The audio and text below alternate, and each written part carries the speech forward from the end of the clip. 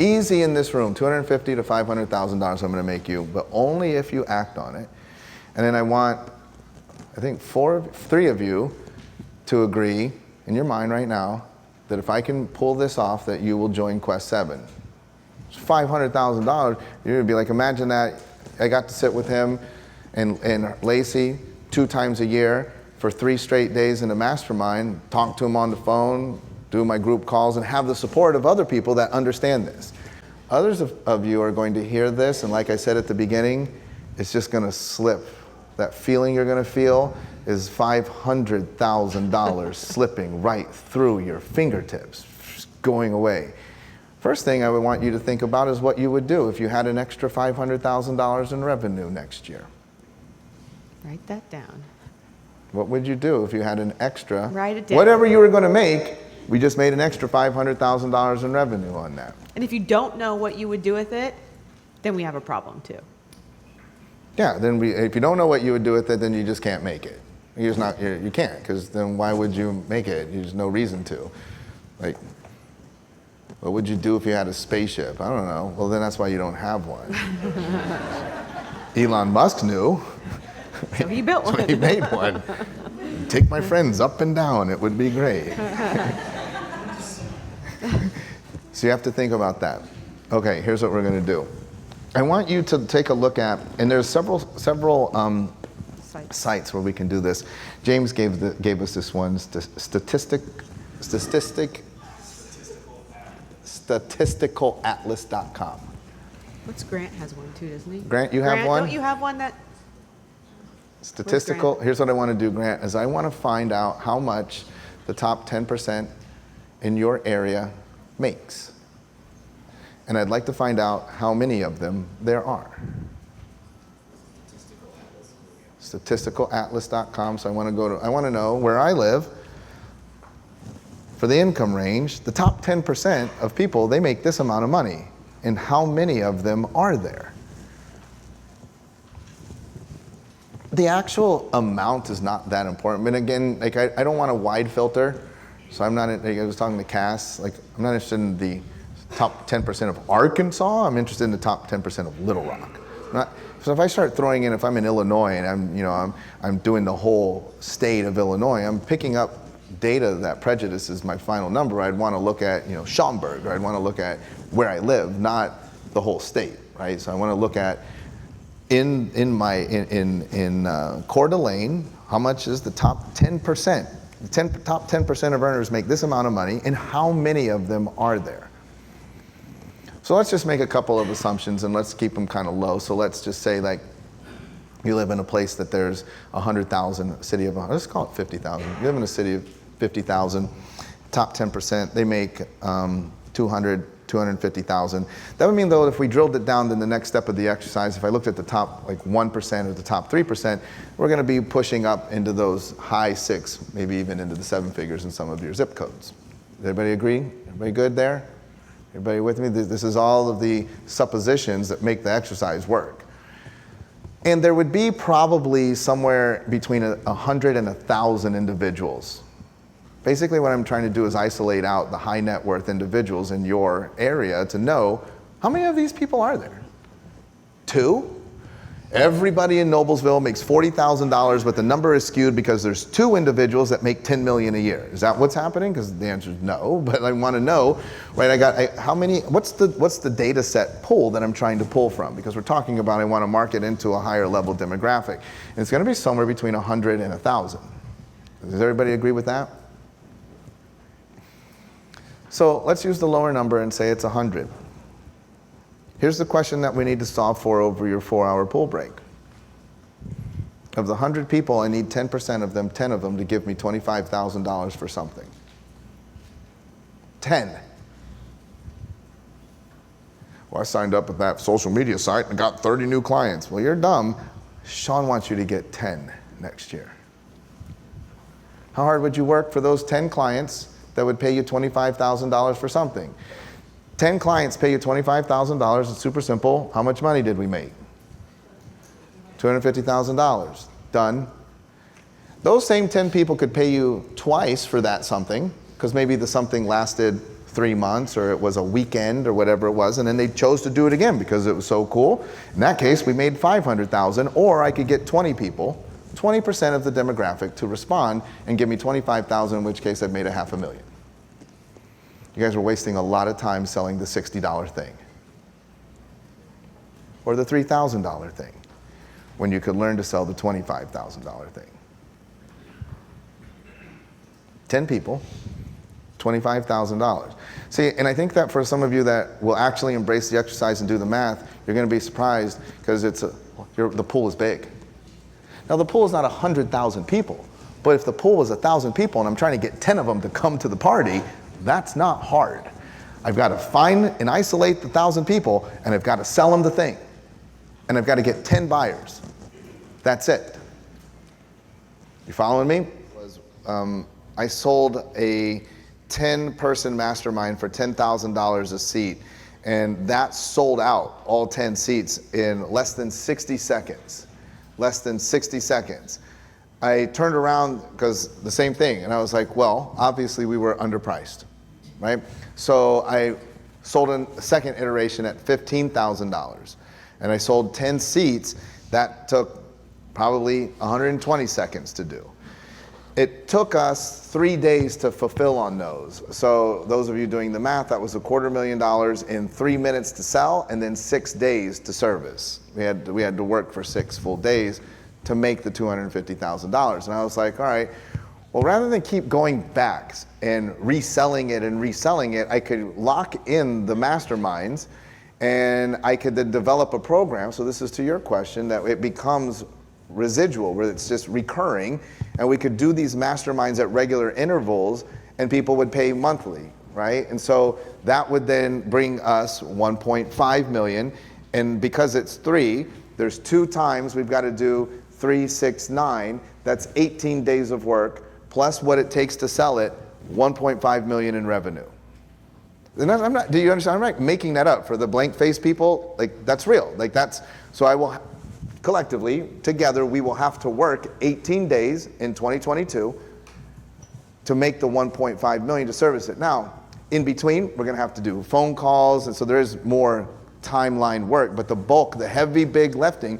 So if I had a thing that somebody paid for me, and they went three days, twice a year, it could be that, and then your amount of work is super low, but it's intensive. It's labor intensive, service intensive inside that window, whether it's 3 days, 5 days, however long. I go to the retreat for the females, and I'm there, and they're working, and then everybody paid the $12,500, but the window of work is small. BNI, the reason that BNI exists is in an attempt to do exactly what Gang of Five does. And do you know why it fails? Because, what's that? It's a take-take, there's a lot of take-take, but the reason it actually fails is because everybody in there has different ideal clients. That's the reason it fails. How hard is it to refer to people if you don't share the same target market or ideal client? So the majority of the room was willing to spend their time, money, and energy in trying something like BNI that actually costs you a pretty penny. And you guys have probably seen evidence of it in some groups, because you'll see like all the tradespeople, what do? They refer to each other all the time. They have their own little teeny tiny gang of five in BNI. People self-select whether they're VIPs. There are people that walk right up to the front of the line, even though the line's 100 people deep, and they walk right up to the front, to the doorman, and they're like, Shawn Dill, what do you got? You got like, how do you get in? I don't want to wait in the line. And he said, we let those people in. Oh, yeah, because they self-selected. They looked at the line, and they said to themselves, I don't stand in that line. I was cracking up because when we were interviewing Steve Sims, that is literally, I was recalling a time that Tristan was with us in Miami. We'd had a little bit to drink, so I'm not sure where we were, but it was like there's a long line. I think it was Blue Martini maybe. It was a long line to get in, and I just walked up to the front, and I was like, we're gonna need bottles, and we need to go in now. And the guy was like, that's literally in your head though, like you self-select. I don't wait in the line. How do we not wait in the line?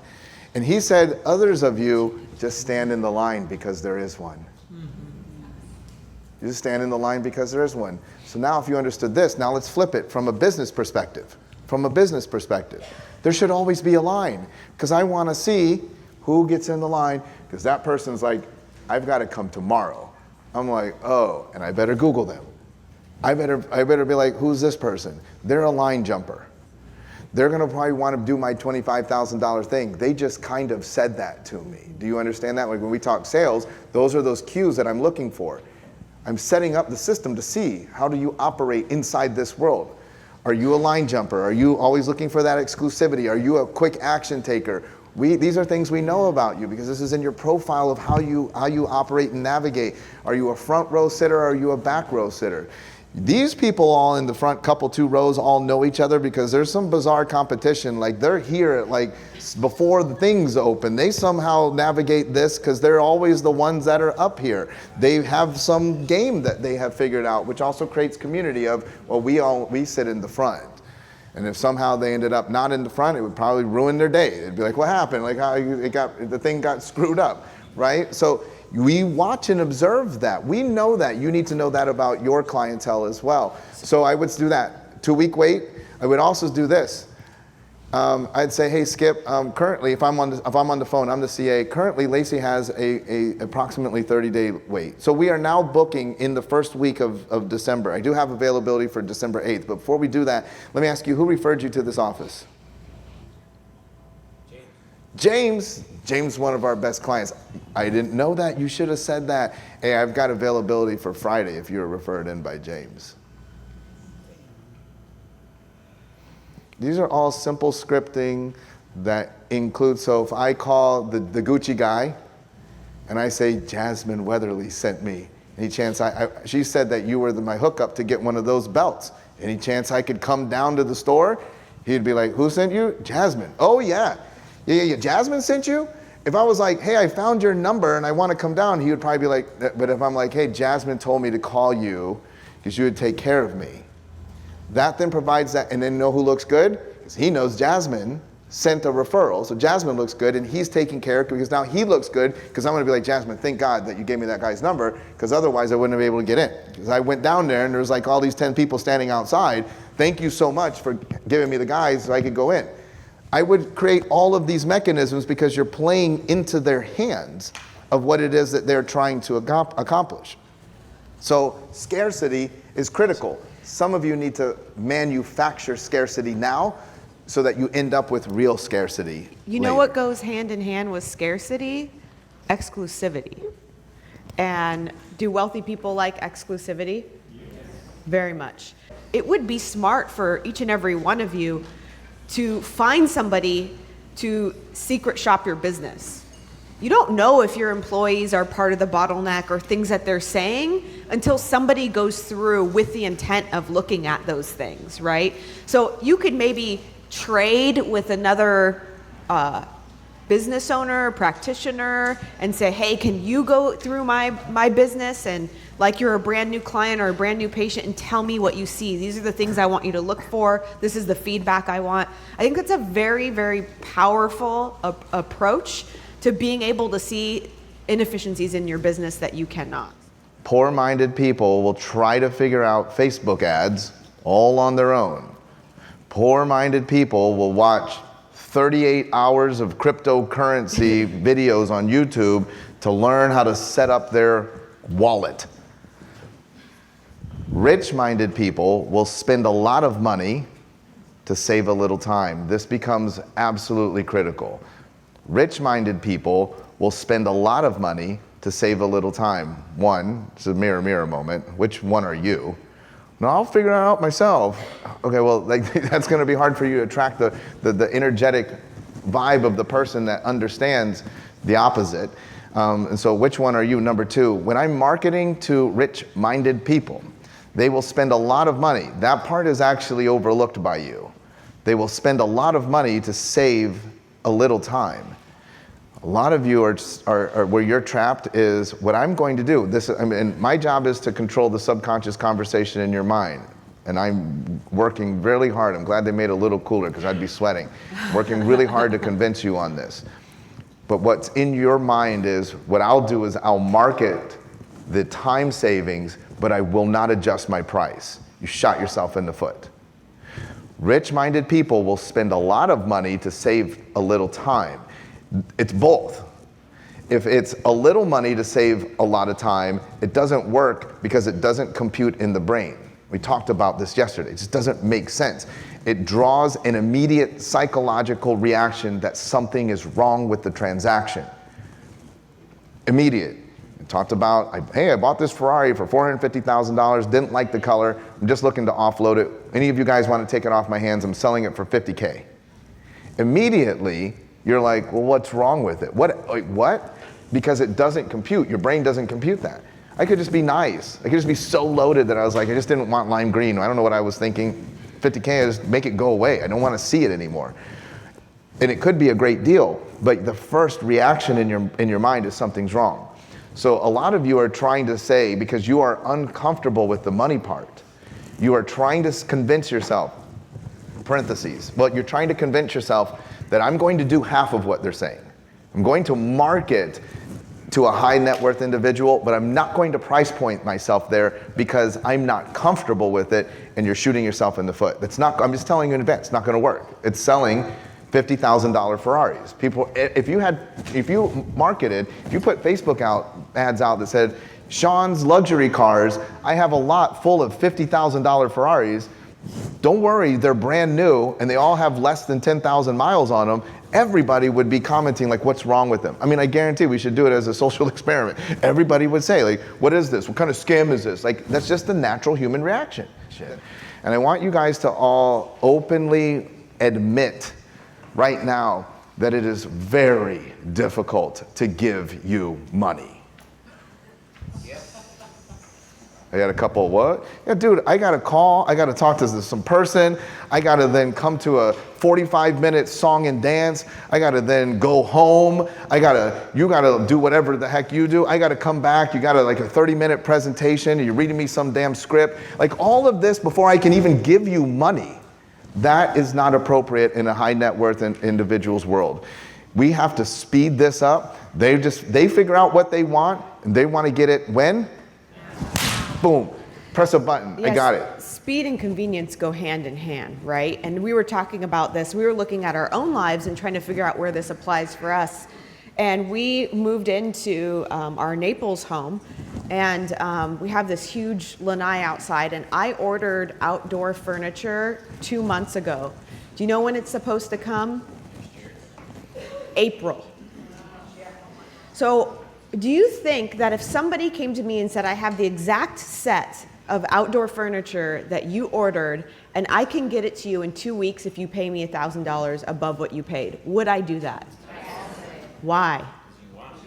Because I want it. Velocity of transaction, speed, convenience.